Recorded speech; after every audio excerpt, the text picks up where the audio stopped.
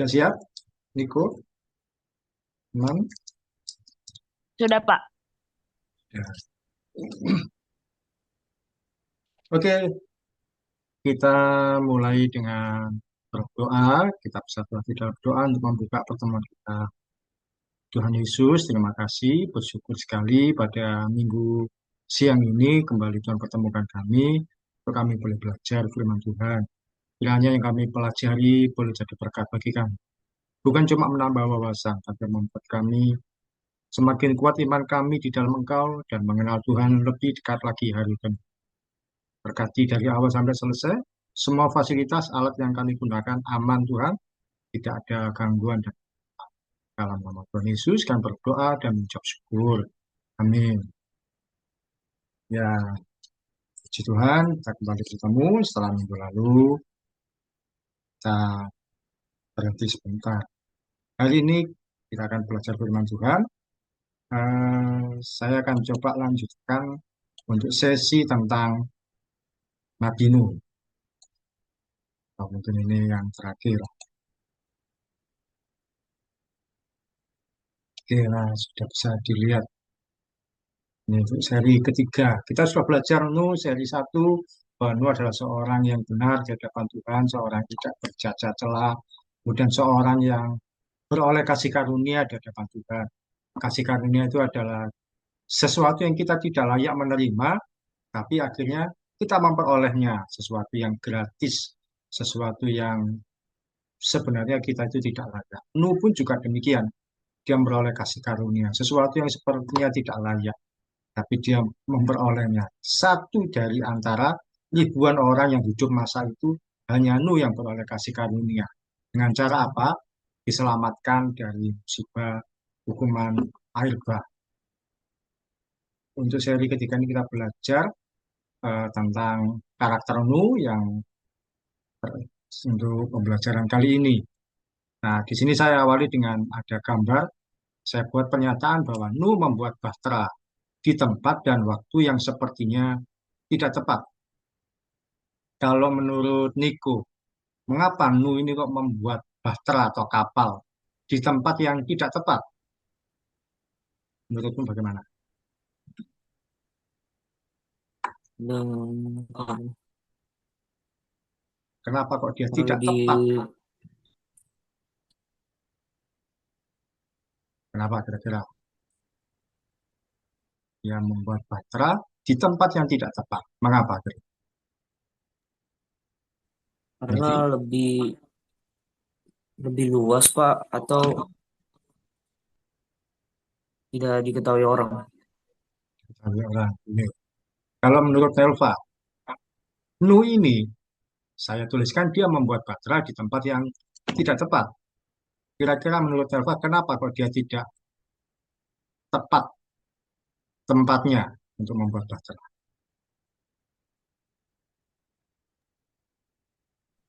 Oh,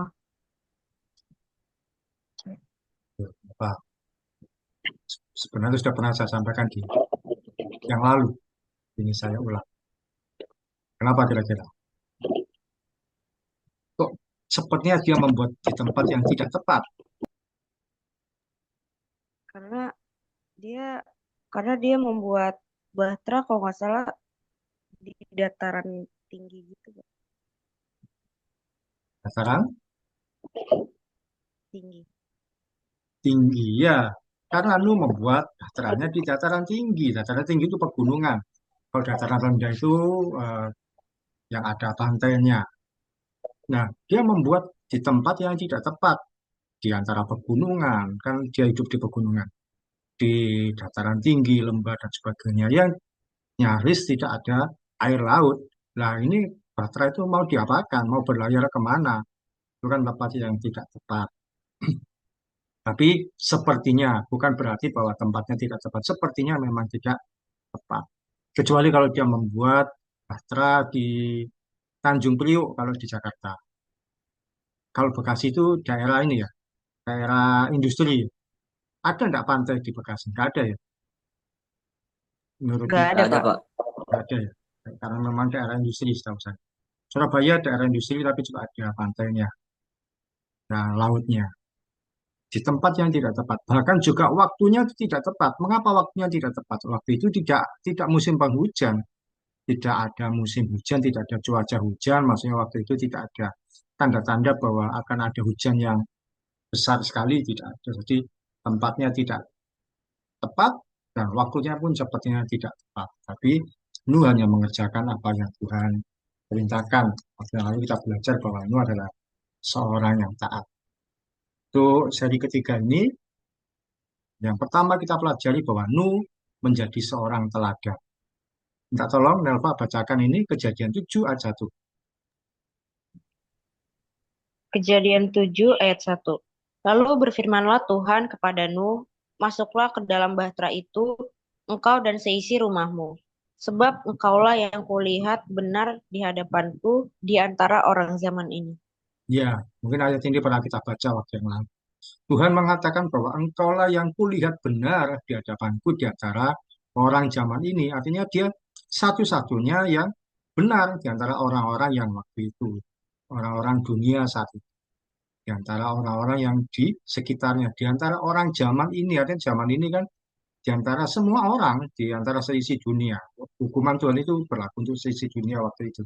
Walaupun satu dunia isinya belum banyak. Mungkin ya ribuan atau puluhan ribu orang. Kalau sekarang jumlah manusia di dunia kurang lebih ada sekitar 20 miliar, kalau saya tidak salah begitu. Kalau kalian pernah belajar IPS di SMP mungkin, yang paling banyak penduduknya itu eh, Cina, India, Amerika, baru Indonesia. Nomor 4 Indonesia. Di Cina itu saking banyaknya orang, sampai mereka membuat kebijakan satu keluarga hanya boleh punya satu anak. Kalau punya anak yang kedua itu didenda eh, uang yang besar sekali. Tapi mereka akhirnya memilih untuk membayar denda. Jadi ketika punya anak yang kedua, mereka membayar denda. Nah, tapi anak ini akhirnya belakangan tidak boleh lagi tinggal di keluarga, disita sama negara. Jadi di Cina itu saking banyaknya orang sedemikian, tidak boleh, hanya boleh satu orang. Dan Nuh dikatakan satu-satunya yang di hadapan Tuhan dianggap benar. Kalau satu-satunya berarti kan dia adalah dianggap contoh. Engkau dan seisi rumahmu masuklah. Yang masuk ke dalam bahtera itu dia dan seisi rumah. Tapi yang dianggap benar di hadapan Tuhan hanya engkau lah, Nuh. Berarti Nuh adalah menjadi teladan di antara orang yang lain. Berikutnya minta tolong Niko bacakan ini. 1 Timotius 4 ayat 12. 1 Timotius 4 ayat 12. Jangan seorang pun menganggap engkau rendah karena engkau muda. Jadilah teladan bagi orang-orang percaya dalam perkataanmu, dalam tingkah lakumu, dalam kasihmu, dalam kesetiaanmu, dan dalam kesucianmu. Iya, firman Tuhan pun mengajarkan untuk kita menjadi teladan. Kita menjadi teladan. Apa yang dimaksud dengan teladan? Teladan itu kita menjadi contoh bagi orang-orang yang lain, orang percaya. Kita menjadi teladan. Arti kata teladan itu, nah ini ada gambarannya. Teladan dalam bahasa Yunani yaitu tupos. Tupos itu kalau dalam bahasa Indonesia kita kenal dengan kata toples. Toples itu kan tempat menaruh kue, tempat menaruh snack, tempat menaruh jajanan. Dan bentuknya biasanya transparan. Hari-hari ini saudara kita yang Muslim, mereka akan besok ya, mereka merayakan Idul Fitri. Biasanya kalau Idul Fitri mereka menyajikan kue, menyajikan jajanan. Dan di situ ada banyak kue-kue yang masuk ya. Kadang-kadang ya rengginang atau kue kering yang lain. Kalau besok Lebaran, Nelva apa juga ada mengunjungi keluarga yang Muslim atau saudara atau bagaimana? Ada enggak biasanya kebiasaan itu? Eh, di tahun-tahun sebelumnya sih pernah Pak ngunjungin keluarga, tapi kalau tahun ini kayaknya belum deh. Hmm. Kalau mengunjungi ada keluarga yang Muslim. Ada Pak, Oh, ada ya. Terus ada. nggak jauh dari situ atau memang jarak karena kendala jarak jadi nggak mengunjungi lagi atau gimana? Enggak sih Pak, nggak terlalu jauh. Hmm. Karena maaf saya mungkin eh, mengiranya begini. Kalau orang Batak, kalau dia sudah Kristen, banyak kebanyakan Kristen, jarang yang ada Muslimnya. Tapi tetap ada ya. Ada, Pak. Jawa kan campur-campur. Iya, teladan dari kata tupos. Tupos itu bahasa Yunani. Artinya hidup kita ini terbuka, menjadi contoh dan menginspirasi orang lain. Sama seperti kalau misalkan kalian menaruh kerupuk atau kue di toples ini. Kalian bisa melihat dari depan, dari samping, dari belakang, dari sisi manapun, semuanya sama, tidak ada yang berbeda. Toples bisa dilihat dari manapun tanpa ada satupun yang tersembunyi. Seorang teladan yang baik, hidupnya bisa dilihat dari semua sisi, terbuka dan transparan. Baik perkataan maupun perbuatannya sama. Apa yang kita katakan, yang kita lakukan itu sama. Itu adalah teladan, arti kata teladan. Dan Nu pun juga demikian. Dia bisa dipercaya, dia bisa menjadi seorang yang benar. Apa yang dikatakan itu sesuai dengan perbuatan. Dan itu jadi contoh bagi orang lain. Itu adalah arti kata teladan. Teladan itu contoh, teladan itu adalah inspirasi bagi orang lain. Mungkin eh, Niko pernah berkata bahwa papanya menjadi inspirasi bagi dia. Jadi menjadi teladan kehidupan papanya itu menjadi teladan. Seorang yang bekerja keras, tidak menyerah, dan sebagainya. Menjadi inspirasi, menjadi teladan, menjadi contoh yang itu adalah teladan, gambaran yang baik bagi kita semua. Mungkin kalian punya teladan guru kalian, atau pembina di gereja, atau siapapun, atau orang tua kalian jadi teladan. Jadi kalian tahu, oh mamaku jadi teladan bagi kehidupanku. Seorang yang rajin berdoa, seorang yang tidak mengeluh, walaupun mungkin keadaannya tidak baik, tapi jadi teladan. Oh, saya mau seperti itu. Itu adalah arti kata teladan, menjadi inspirasi bagi orang lain. Demikian juga kita semestinya bisa menjadi teladan bagi orang lain, bagi teman-teman kita, bagi orang lain yang mengenal kita. Nuh menjadi teladan karena dia seorang yang satu-satunya dianggap benar hidupnya oleh Tuhan. Dan hal apa saja kita menjadi teladan, firman Tuhan tadi mengatakan yang dibaca Niko, dalam hal perkataan. Perkataan kita harus perkataan yang baik, menyenangkan, jadi berkat. Orang kalau mendengar kita berkata itu tidak tambah emosi, tapi tambah tentram, tambah tenang, tambah diem, tambah baik. Kalau orang mendengar perkataan kita tambah marah, berarti kan kata-kata kita masih kasar. Perhatikan apakah hari-hari ini perkataan kita ini sudah jadi berkat atau ternyata masih membuat orang lain itu jadi tersinggung. Saya pun masih belajar bagaimana berkata-kata bisa menjadi berkat, tidak mudah emosi. Karena kadang-kadang saya sendiri juga masih mudah tersinggung. Tapi belajar menahan diri ketika berkata-kata, baik pada yang lebih muda maupun yang lebih tua. Saya bisa jadi berkat. Juga tingkah laku kita menjadi teladan. Maka ketika laku kita ini sudah sesuai, kita ngomong kepada teman kita, jangan berbohong. Ternyata kita sendiri juga hidupnya tidak jujur. Perhatikan tingkah laku kita. Kemudian dalam hal kasih, kasih itu apa? Kita mengasihi orang lain, kita menjadi pribadi yang mudah menghormati orang lain. Kesetiaan ini termasuk juga kesetiaan iman kita pada Tuhan.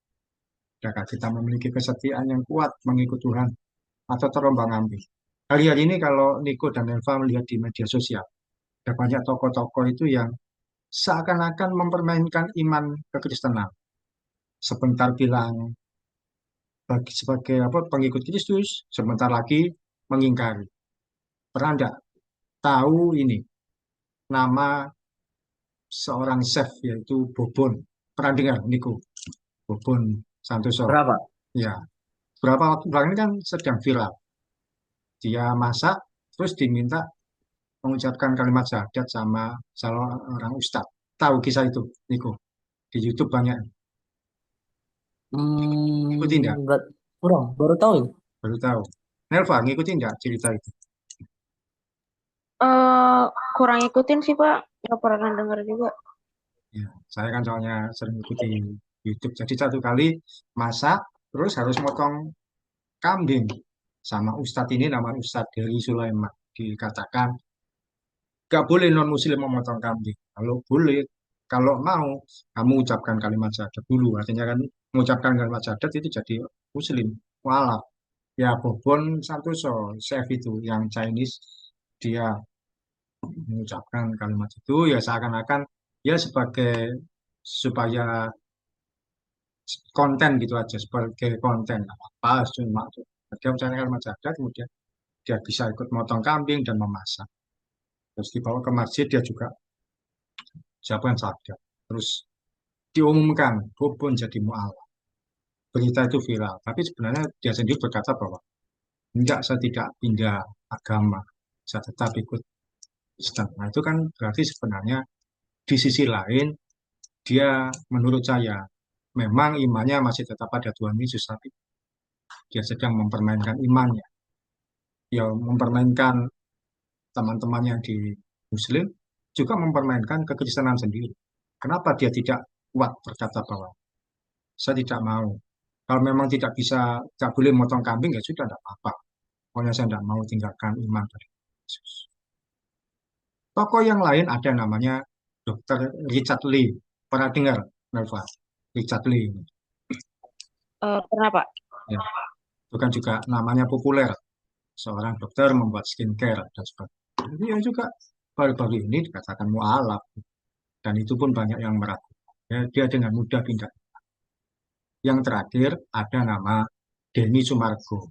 Pernah dengar nama Denny Sumargo, Niko? Densu. Tahu Pak? Ya, dia kan seorang podcast terkenal. Sering kadang-kadang kalau wawancara tokoh muslim dia pakai kopiah dan sebagainya. Jadi satu kali diminta untuk mengucapkan kalimat syahadat untuk sebagai muslim. Ya, Densu bersyukurnya bilang bahwa saya ini pengikut Tuhan Yesus. Dia tidak mau meninggalkan imannya pada Tuhan. Cuma kadang-kadang dia eh, masih abu-abu, artinya penampilannya kadang pakai kopiah seperti orang Muslim, bajunya seperti orang Muslim. Walaupun memang dia imannya masih tetap ada Tuhan Yesus. Cuma kan sebaiknya kita juga menjaga kehidupan kita supaya jangan sampai orang itu meragukan iman. Ya, jadi iman kita biarlah mencerminkan sebagai seorang yang setia pada Tuhan. Kita menjadi teladan dalam hal kesucian juga. Jaga kekudusan kita, jaga kesucian, termasuk kalian anak-anak muda. Sekarang ini jarang sekali anak-anak muda yang menjaga kekudusan. Rasanya itu kok gampang banget bergaul dengan bebas. Pacaran kalau tidak ciuman rasanya bukan pacaran. Pacaran kalau tidak pegang-pegang itu bukan pacaran. Akhirnya banyak perempuan yang menjual, bukan menjual diri, tapi harga dirinya diobral semurah mungkin. Kalau pakainya nggak mini, tidak menampakkan buah dadanya itu kok rasanya bukan anak muda, bukan perempuan yang mengikuti jalan. Kalian anak Tuhan jaga kesucian. Bukan hanya perempuan, yang laki-laki juga jaga kesucian. Kalau sekarang memang belum punya pacar, tapi rasanya itu anak-anak muda itu hormonnya sudah mulai tumbuh. Jaga diri dengan baik. Jangan jadi batu sandungan. Jangan hanya karena mengikuti tren, mengikuti teman-teman yang lain, kemudian kalian sembarangan ketika bergaul. Nelva juga jaga diri sebagai perempuan. Jaga pakaianmu, jaga kondisimu. Bahkan juga jangan sampai terlalu murah pada pasangan karena masih muda. Ya kalau perlu SMA jangan pacar. Kejar prestasi sebaiknya. Jaga kekudusan, jaga kesucian.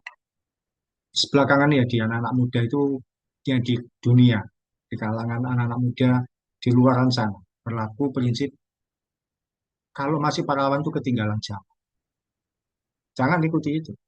Justru yang masih menjaga kesucian, menjaga perawanan, menjaga kalau laki-laki menjaga keperjakaan itu adalah seorang yang bisa menjaga diri, bukan ketinggalan zaman, tapi punya prinsip komitmen yang dijaga kesucian, dan sampai sembarangan. Kalau satu kali nanti di usia kalian yang Tuhan sudah tetapkan, entah kalian waktu kuliah, atau sesudahnya, atau waktu mau bekerja, Tuhan izinkan kalian punya pasangan, jaga diri. Jangan sembrono dengan pergaulan, karena belum tentu itu nanti jadi suami atau istri kalian.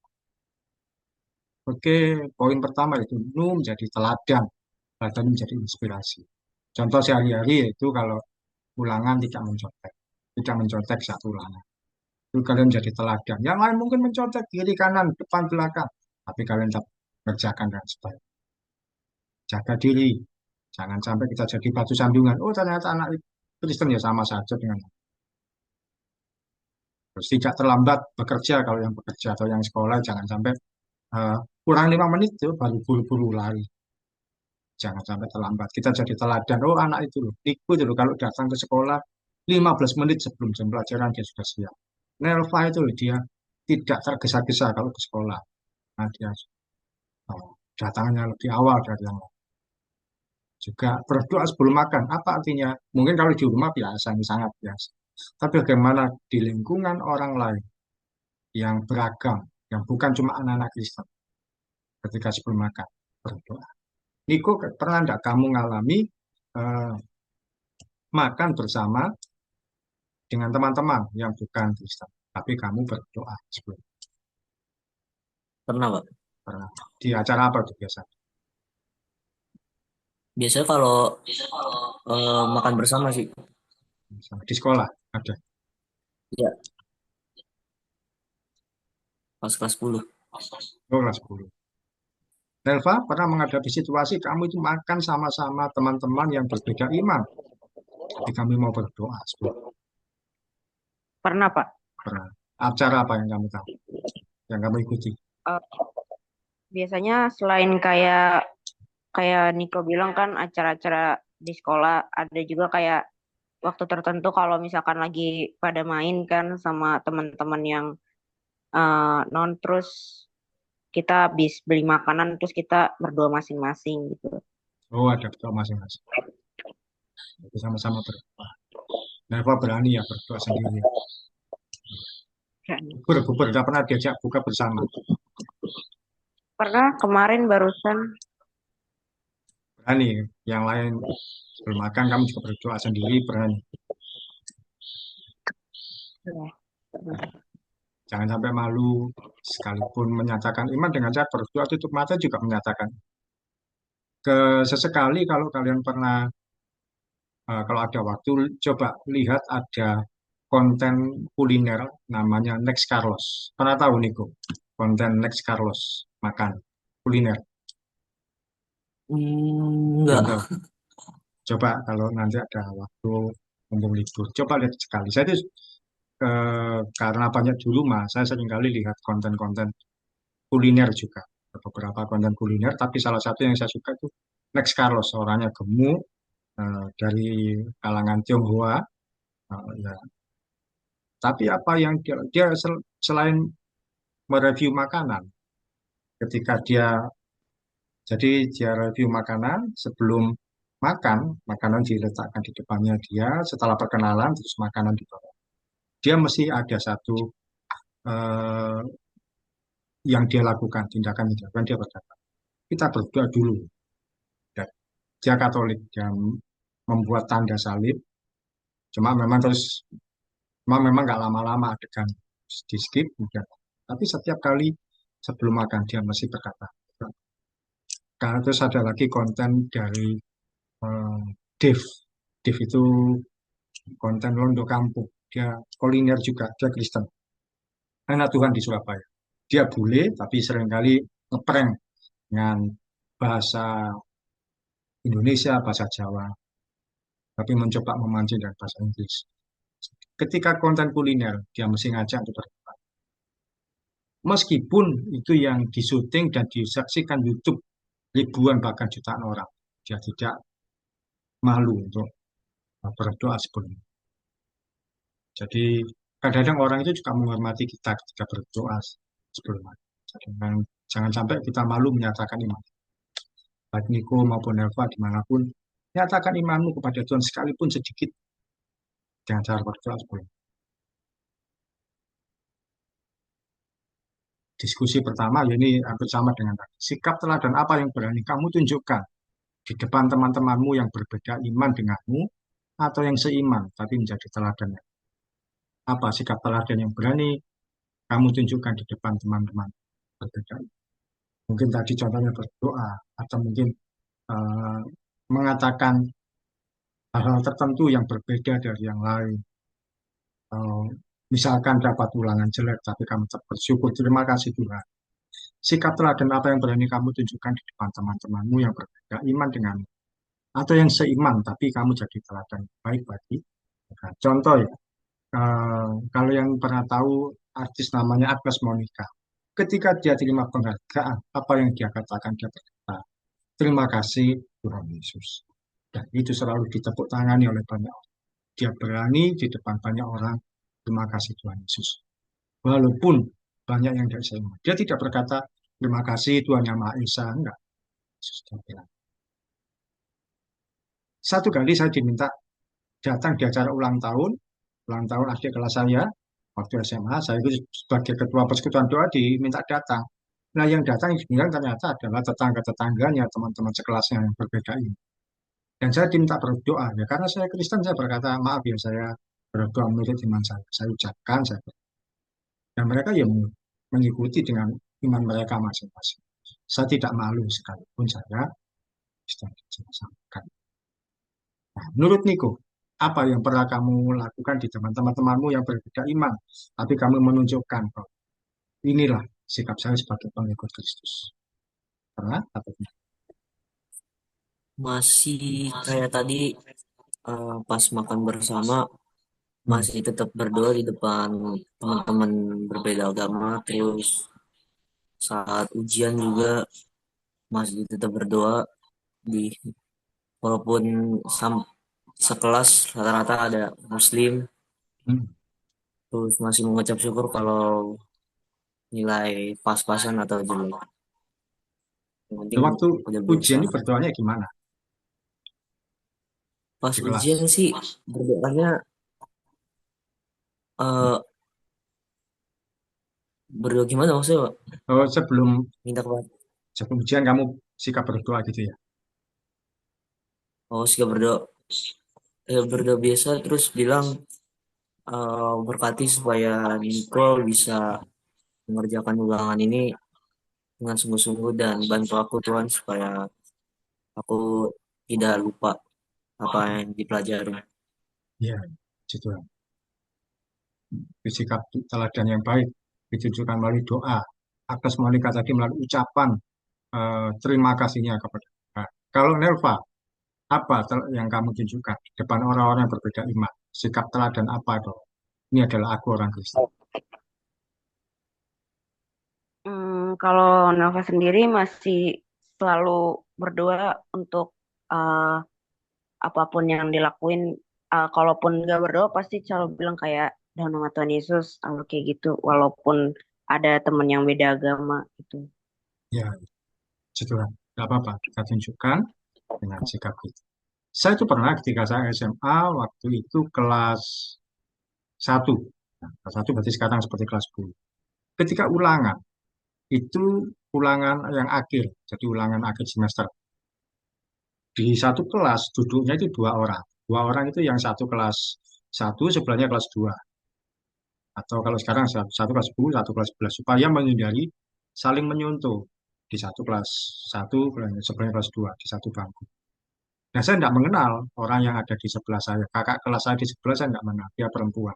Saya nggak kenal karena kan saya anak kelas satu ya masih. Tapi ketika ulangan, saya ngerjakan, saya ngerjakan, tidak lihat sana. Berhari-hari seperti itu. Satu kali apa orang di sebelah saya tadi kakak kelas satu tanya ke saya, kamu kok nggak nyuntuh sih? Kok nggak seperti yang lain lihat-lihat atau tanya-tanya? Saya bilang gini, enggak mbak, soalnya saya orang Kristen, nggak berani nyuntuh. Dia kaget. Tahu enggak apa berikutnya? Berapa waktu kemudian, karena kalau pelajaran agama itu kan kadang-kadang kan sering digabung. Di sekolah negeri itu kalau agama sering digabung pelajaran agama Kristen. Kelas satu, 2, 3 jadi satu di hari tertentu. Karena kan gurunya nggak mesti selalu ada. Nggak setiap kali. Jadi cuma bisa seminggu sekali. Jika satu kali pelajaran agama digabung, kakak kelas saya perempuan itu ada di ruangan itu juga. Saya kaget, berarti dia juga Kristen. Cuma dia dia sedang terbawa oleh arus teman-temannya saat itu. Jadi ikut nyontoh, ikut ngerpek, ikut nyontek dan sebagainya. Ketika dia lihat saya di ruangan yang sama di pelajaran agama, dia juga kaget. Loh, ternyata anak yang di sebelah saya dia Kristen. Dia malu tapi bagaimana? Kita berani jadi berkat bagi orang lain yang berbeda iman dan juga yang seiman dengan kita, tapi jadi teladan. Pembelajaran kedua yaitu Nuh menantikan janji Tuhan. Kejadian 8 sampai 13. Ini ada 3 ayat. Ini ayat 8, 9, 10. Nelva bisa bacakan? Yang ini, poin ini saja. Kejadian 8 ayat Oh iya, ayat 8 sampai 10. 8 sampai 10. Kemudian dilepaskannya seekor burung merpati untuk melihat apakah air itu telah berkurang dari muka bumi. Tetapi burung merpati itu tidak mendapat tempat tumpuan kakinya, dan pulanglah ia kembali mendapatkan Nuh ke dalam bahtera itu. Karena di seluruh bumi masih ada air, lalu Nuh mengulurkan tangannya. Ditangkapnya burung itu dan dibawanya masuk ke dalam bahtera. Ia menunggu 7 hari lagi, kemudian dilepaskannya pula burung merpati itu dari bahtera. Nah, ini berikutnya ayat 11 sampai 13. Niko. Jadi 8 ayat 8 sampai 13. Menjelang waktu senja pulanglah burung merpati itu mendapatkan Nuh, dan pada paruhnya dibawanya sehelai daun zaitun yang segar. Dari situlah diketahui Nuh bahwa air itu telah berkurang dari atas bumi. Selanjutnya ditunggunya pula 7 hari lagi, kemudian dilepaskannya burung merpati itu. Tapi burung itu tidak kembali lagi kepadanya. Dalam tahun ke-601, dalam bulan pertama, pada tanggal 1 bulan itu, tidaklah kering air itu dari atas bumi. Kemudian Nuh membuka tutup batra itu dan melihat-lihat, ternyatalah muka bumi sudah mulai kering. Ya, kejadian 8, ayat 8 sampai 13. Di situ ada kata menunggu ditulis sebanyak 2 kali. Nuh menunggu apakah sudah kering airnya. Hal ditulis sebanyak 2 kali, lebih dari 1 kali menandakan hal yang penting, penekanan pada sesuatu hal dan tidak bisa disepelekan. Nuh belajar menunggu waktunya Tuhan. Dia tidak buru-buru dan tidak memaksakan diri untuk segera keluar dari Batra. Mungkin sudah sekian lama, lu kan sudah tidak hujan lagi. Dia mungkin bisa jadi berpikiran saya segera keluar saja. Tidak. Dia nunggu. Dengan cara apa? Dilepaskannya burung. Ketika burung itu ternyata kembali lagi, oh berarti masih belum kering. Belum ada tempat untuk dia dapat berpijak kakinya. Dan seterusnya. Sampai kemudian di waktu yang berikutnya, benar-benar kering. Dia menunggu sampai benar-benar kering, kemudian dibukalah pintunya sama. Nuh belajar menunggu waktunya Tuhan. Tidak buru-buru dan tidak memaksakan diri untuk segera keluar dari. Ingat bahwa waktunya Tuhan itu yang terbaik dan yang tepat. Orang yang bertumbuh dalam iman yang benar, dia bisa menang diri. Tidak mudah emosi dan tetap kuat. Nunggu waktunya Tuhan. Jangan terburu-buru kalau berdoa. Belum tentu ketika kita berdoa, tidak selalu kita akan terjadi seperti yang kita harapkan. Tunggu. Belajar untuk sabar dan tidak menyalahkan. Berdoa hari ini belum tentu langsung disediakan hari. Tunggu. Besok berdoa lagi, minta lagi sama Tuhan. Tunggu dengan sabar. Nah, saya akhiri dengan perkataan ini, bahwa waktu Tuhan tidak selalu cepat, tapi pasti tepat. Apa yang kalian minta kepada Tuhan, 1 kali Tuhan akan sediakan, selama kita bisa sabar. Tunggu. Dan menunggu itu adalah bagian dari. Jangan pernah lelah untuk berdoa, sama seperti nunggu kapan dia bisa keluar. Demikian juga kita sabar sampai Tuhan sediakan segala sesuatu. Oke, itu saja pembelajaran Tuhan kali ini. Nah, yang diskusi dua tidak bisa, supaya kita tidak tiba-tiba menghilang. Yang lalu yang berdoa, Nelva ya. Sekarang Niko, bisa tutup dalam doa. Ya, Kak. Mari kita bersatu dalam doa. Tuhan, terima kasih Tuhan, kami telah mendengarkan firman-Mu ya Tuhan. Melalui hamba Pauki Tuhan, berkati supaya firman ini bisa menjadi rema bagi kami dan kami terapkan dalam contoh kehidupan kami sehari-hari. Berkati Pauki Tuhan supaya Pauki bisa terus dalam pelayanannya Tuhan, perjalanan benar dan dapatkan rezeki setimbang dengan pelayanannya Tuhan. Berkati aku dan Eva di dalam akademi Tuhan. Berkati supaya kami berprestasi Tuhan dan akademi kami Tuhan. Berkati orang tua kami Tuhan, supaya sehat selalu, bisa mendampingi kami hingga dewasa nanti. Inilah doa dan permohonan kami mengucap syukur ya Tuhan. Terima kasih Tuhan Yesus, amin. Amin. Puji Tuhan. Terima kasih Niko Neva dan berkati.